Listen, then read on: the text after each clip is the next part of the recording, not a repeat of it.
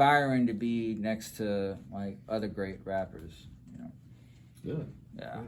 And he's always been on the bucket list. There's like a few artists besides like my immediate like crews and stuff, right?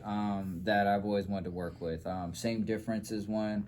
Okay. Wig used to be on the bucket list, but we've done plenty of projects. Spy was on the bucket list. Nicholas Ether would be cool as well. Oh, heck yeah. Like, yes. I like Hector as well. Hector's man, you know what I mean? Yeah. But he has to go by Hector, you know what I mean? But like bucket list artists, like where I would love to produce for Giuliani one day. Like, yes. like a complete project for marvelous Giuliani. one. Yeah. That would be interesting. Yeah. Shout out to Jules. It would be, and Astro's another one that yeah. that I already have a few beats for Astro, so we'll see what happens. But Giuliani, it would be special if I ever was able to get a chance to produce a whole project with him. Man, that's what's up. Yeah. How does it feel to be complimented like this, Bob? I mean, I'm a mirror and I reflect, you know, when I'm around. Mm-hmm. I'm pushed by how well of a rapper he is, how great of a writer he is, producing, you know, beat making, like, Yeah. you know, all of those. He has so many talents that I don't, that push me to be better, you know, when it comes to like what we're doing. And you know, as he said, you know, we started this without even him rapping. It was just gonna be me on the beats. And then he wanted to rap, and I've always thought he was a dope rapper. You know, I've always wanted to work with him on writing as well, not just the beats. I mean, he's a dope beat maker. We've done plenty of shows way before this was even a thought, Bad News Bears, to where I'm just rapping over his beats, putting whatever verses, freestyling, creating stuff on the spot. Yeah. And he has a crazy catalog of beats, and I've always been able to adapt and manipulate, you know, my flow to any of his style of beats. Yeah. And we complement each other. Yeah. You know, that's really where it's There's at. also like a chemistry thing. The yeah. chemistry was extremely organic, you know, the way it just all fell into place. Because we've been kind of working at this project unbeknownst to us for at least like 4 or 5 years. Yeah. You know, but last year was when everything formulated, and then we started, you know, we created the plan, which was Bad News Bears.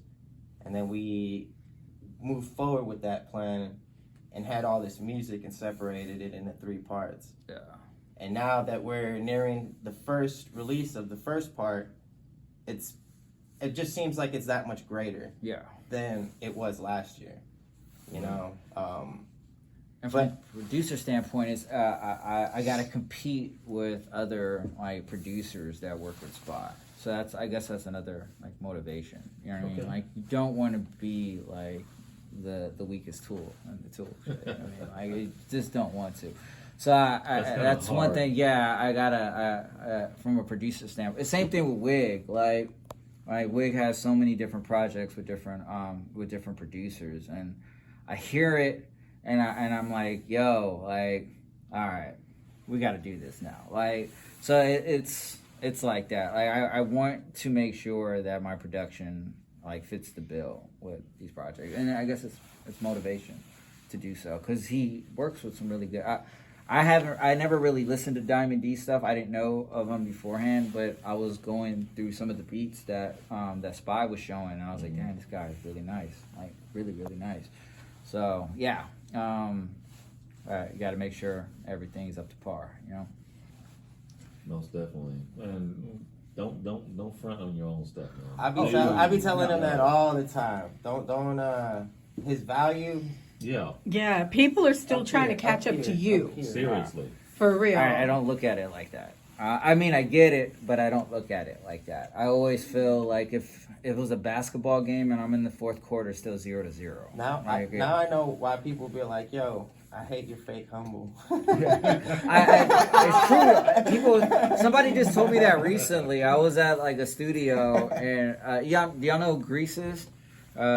Grease White was part of the Assassins back in the day. Yeah, really cool dude. Yeah.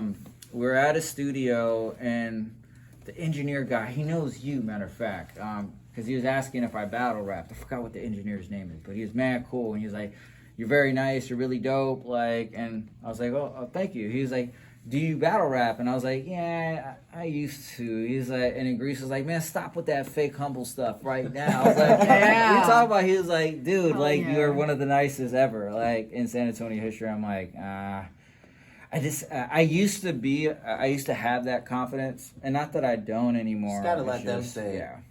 yeah, I mean, you know, the work speaks for itself. yeah. Yeah. What has been done too also speaks for itself. So it's like, Yeah, you know, let absolutely. them say it at some certain point, I guess. Yeah. That's Yeah. what's up. Hey, y'all, stay tuned. We've got more with Bad News Bears. We've got to talk about the upcoming event for South by. So do not go anywhere. Right now in this block of music, we've got music from Pause One and Farazi, plus a track from Def Eye. But right now, brand new Bad News Bears featuring Creek 23. This is Soap and Water. Do not go anywhere. More coming up. This is the Urban Sweet KSYM, San Antonio College Radio. So you're